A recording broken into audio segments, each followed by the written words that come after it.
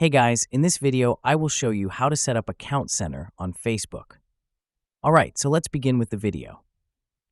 So if you have not set up your Account Center, and if you want to set up your Account Center on your Facebook, then first you need to open up your Facebook application. And then you can simply go for the upper right, which has that 3-bar icon or profile icon.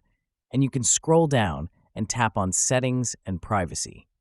Under your Settings and Privacy, you need to simply go for Settings, and under your Settings, you will have your Account Center. So tap on Account Center, and here you will have your profiles. Tap on your profile, and under your profile, if you have not added anything or any profile to your Account Center, tap on Add Account.